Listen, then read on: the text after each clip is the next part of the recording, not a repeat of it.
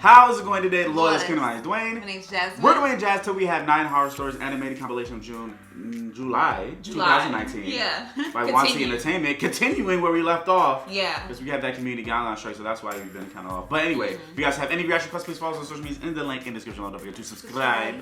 Let's have one. True I was a video total horror video story. game addict. Hey. I would play it from day till night. Of course, my mom hated the fact that I always focused on games. Hold on, pause. That's changing now. Fortnite! That's changing now. Change the game. As soon as Fortnite, that boy won, as soon as he won $3 million, but then he got taxed for half of it. Okay, let's not talk about taxes. Everybody hates taxes. Yeah. $3 million. Still, $3 million. That was on the headlines. I ain't seen news places or anything newscasters report on video games ever. And if they did, it would be something negative. They'd be like this. Yeah. Like this. So, Fortnite.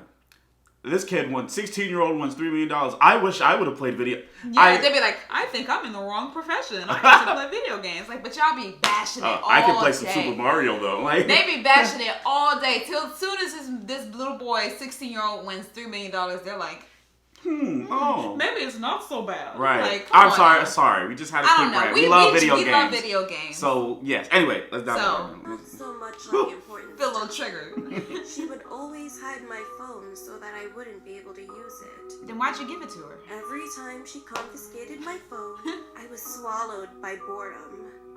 I didn't have anything to do when I couldldn't play. That is her. Sometimes, if I had free time, I would try to find the spot where my mom hid my phone. But I always failed. Yeah. But the only thing I knew for sure was that she hid my phone in one specific room. A room with a lot of cabinets filled with stuff and junk, which made it really hard to find my phone. It's okay. One day, when my mom hid my phone again, I suddenly came up with an idea. Call it. I asked myself why I hadn't thought of secretly recording her to see where she hid my phone. I So don't think she was finally I don't think just call the hiding phone. it somewhere, I could go And hear the inside ringing. and watch the footage. Then I could finally get my phone back for good. I'm sorry, she's saying it. I finally got my phone back, mainly because I needed it for means of communication while in school. Once I got home, I purposely made my mother annoyed until she confiscated it from me. And that's exactly what she did. What? But before she confiscated it, I quickly put the camera inside the room when she didn't notice. I put the camera in the corner of the room so that I could see everything. I was really excited to know where her secret hiding place was. Finally, she came out of the room, which meant she finished hiding it. When she was finally gone, I went inside the room and grabbed my camera. I quickly played the video. Okay. At first, I looked at the duration of the video. It was 7 minutes long. It must have taken a lot of time for her to hide it. I started to skip until I could see my mom inside the room. I skipped for about 6 minutes, but she still wasn't shown on the screen. I was confused, but I told myself that maybe it happened in the first 3 minutes and I missed it. I went to the beginning of the footage again, but failed to find it. So I was growing impatient. I played the whole video even though it was long. I finally reached the last few minutes of the video, where I went inside the room to get the camera, but my mother was still not shown. So she never went in really there. Confused. Maybe. Why wasn't she in the video? But I was clearly in the video when I came in to get the camera. I was getting pretty scared at that point. In person, I saw my mom enter and exit the room Mom's with my a ghost. own 2 eyes. Mom's a Maybe ghost. What is she, the a camera vampire? failed to capture it. You can't get the rest, you can't capture it. Huh? That's mirrors, Jazz. I thought you couldn't capture them in photos either. That is mirrors. I thought you couldn't get them in photos either, so I think that a recording. A photo? You could get them in a I don't know. Vampires aren't real though, Jazz, so I don't know. I was stressed and my eyebrows were furrowed. My mom asked me what was wrong. I got my camera and showed her the footage. I explained it to her as well. She said that maybe the camera cut out the footage, But something was really wrong here. What? I asked her if she did, in fact, enter the room, and of course she answered yes. I felt goosebumps all over my skin, and I was still confused. This might not be the best scary story I have, but it is still running through my mind. What happened? Why is my mom not in the footage? The thing is that in the video, the door opened. But my mom wasn't in the footage. That's the scariest part. Okay, that one was not scary at all. It was okay, yeah. I'm like, where the hell did she still put the phone? True people stalker our story. When I was around 14 years old, I always went on the internet. And I had this app called Discord. Okay, we know what that is. In Discord, I met a boy named Luke. Be careful, y'all. We started talking for a while. And one day, he asked me what I looked like. What do you look like? Without thinking, I sent him a picture of me. He told me that I was beautiful and that he loved my long, dark hair and how I did my eyeliner. I just said thanks, thinking nothing of it. Around a week later, he told me that he loved me. And I felt the same way about him. In a week? We had so much in common. Okay. Luke was very good looking too. I guess there's no time to know love. He had a different style from normal people. Boy, he looked like the little Fortnite character. Wore a mask and always wore the color black. A while later, I realized... What you about to say, K-pop? I already know what she was thinking. I already know. He was like, oh, he looked like a K-pop member. I'm going to call him Dojin. Dojin from XOL. I'm sorry, that's what it reminds me of. No, I know. I see pictures, whenever I see the little mask and then he had the little bowl cut. Right. Oh my god. All right. That doesn't mean that we coming for them. Exactly. We just, all right. Calm down. Army, we're not coming for them, Army. We just saying they look like it. Yeah. Y'all can't lie. He was looking kind of. All right. It started becoming too much for me. He would always ask me personal questions like where I lived, and I told him I lived in California.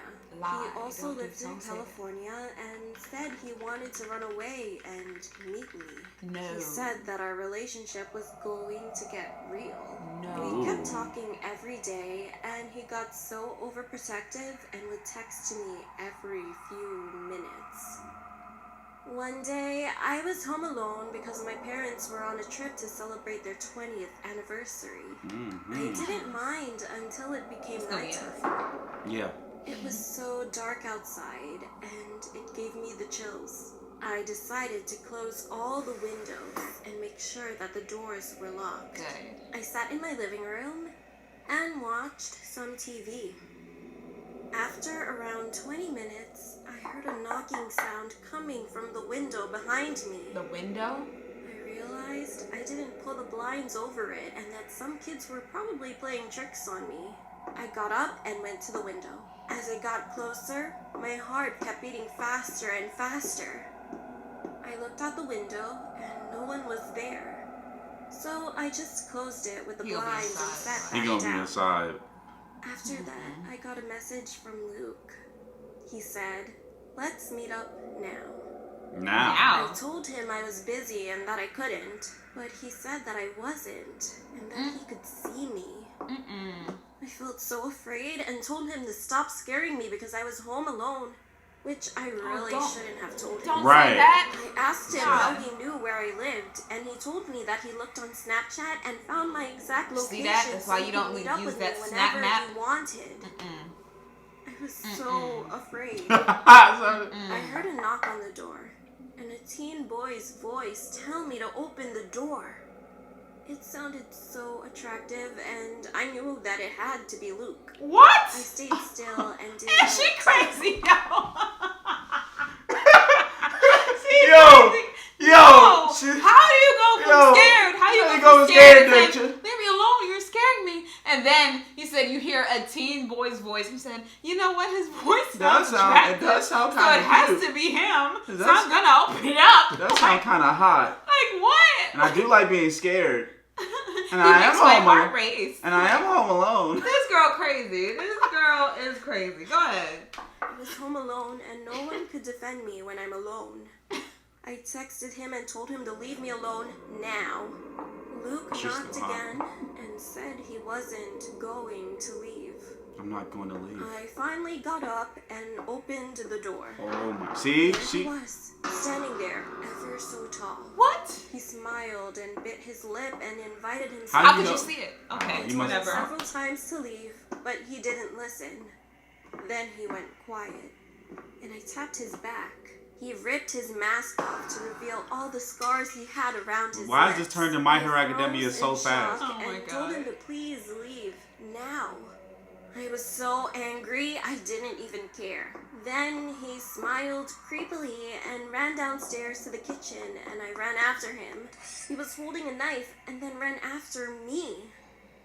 I ran outside, hid in the bushes, and called 911 as fast as I could. Oh. The police arrived quickly. They found him. But what was even more creepy was that he smirked at me when they took him into their car. I called my parents shortly after and told them everything, and they came home. I never want to stay home alone again. It creeps me out. I deleted Discord and blocked him before I did. Having an internet boyfriend will haunt me forever. Girl. And I will never forget the creepy smirk he gave me. I know half of y'all. I know half of them so girls in his many- comments was like, he is hot. There were so many wrong steps made in that story. Yeah. I'm like, you kind of did it to yourself. He said, Facts. I'm scared, but I let him in anyway. I opened up the door because he said he wasn't leaving. You know, it could have So, turned. you know what? I wouldn't It could have just open turned. It could have turned two different ways. All right. What? It could have been one way was that she let him in, right, Mm-hmm. and then he's be like, Kimiko, I'm sorry. I looked at your Snapchat location because I couldn't help myself, and then all of a sudden it get on. No, I'm not. Hey, although it could go that way. Anyway, let's go to the next one. I'm sorry, man. My Right. ex-colleague tried to kill me. Oh. Oh, wait a minute.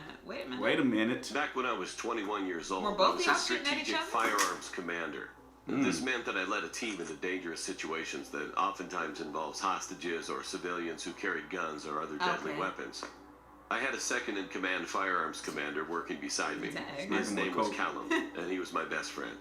We always hung out outside of work.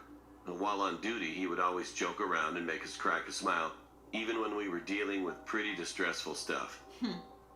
We once had a case where a man had possession of a firearm, and we were assigned to take care of it. Callum seemed particularly eager and jumped out of the van before it even came to a full stop. Dang, okay. When the rest of the team reached the scene, He shot the him. man was already shot. Yeah. Callum still had the gun in his hand.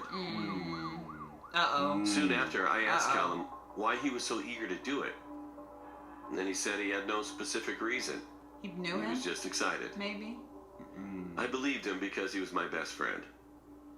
Or so Later on, when I was looking at the man who was shot, I looked him up on social media and realized that he and Callum added each other on Facebook. Upon further investigation, I realized that there were thousands of messages sent between the two where Callum revealed sensitive information about several operations.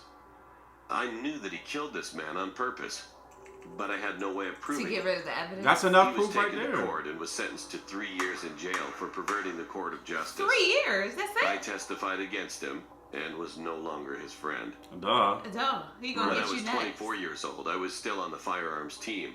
All that happened with Callum was behind me, and I was happy with my life. One night I went home really late after work. He's been As I waiting for walked to this my all apartment, I over. realized that it was Oh, trash. whoa. I called the police and they reported it, but there was not much they could do because I didn't have a CCTV. As I what? got into Oh, bed, he's in. I saw that there Oh, was a note on my okay. bedside table. Remember All me. it said was, "Remember me?" I instantly recognized Callum's handwriting. Time to Now that go. he was out of prison, I thought that he would move on with his life. I was so wrong. This was his revenge. The next day, you I got a went to crazy the underground friend. parking lot and I saw Not that a my friend windscreen anymore. was Right. smashed. It was clear that he wasn't over me testifying against him. Soon after, I also saw him near my apartment. Oop. I ran after him, but he ignored me and ran away. I tried calling his old number, but it was no longer in service. Then an envelope was sent through my door. He going through a All lot right. of steps Hundreds of photos of me at work, to torture him. home, and even out with my girlfriend at clubs and restaurants. Oh, he's taking it too far now. Oh yeah, he's going out. Taken very recently. The last one though was a picture of Callum and I from years ago, and on the other side, written with a big red marker, were the words, "You're dead." I reported this as stalking and hoped he would end up back in prison. The police had gone to his listed address, but there was no one there. In fact, all of his bags were packed. I knew he was still in the area somewhere, though. One day I was by myself in an unmarked car, and I saw this Toyota Yaris, and it was driving close behind me. It was my gut instinct to get the plate number checked, and I was going to. But then I got a Priority 1 announcement on the radio saying there was a crazy man on a bus who had a knife and stabbed someone. I turned on my sirens and blue lights and headed to the accident. As I got on the bus, he was already arrested, and the ambulance was already there as well. As I was about to leave the bus, I heard a loud bang, and a man on the bus fell down. He was shot through the window by a man who was wearing a black hoodie. He immediately ran. I ran out of the bus and went to the boot of my car.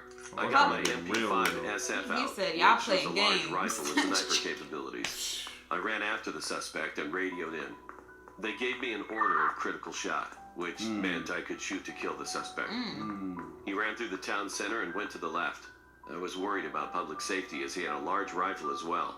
I realized instead of running after him, I needed to get on a roof and shoot down. I went to this building that had views of the right and left. It took me 5 minutes, and I was worried that he would have run away by now. Sound like a movie. That's what I was about to say. I turned my gun to the sniper level.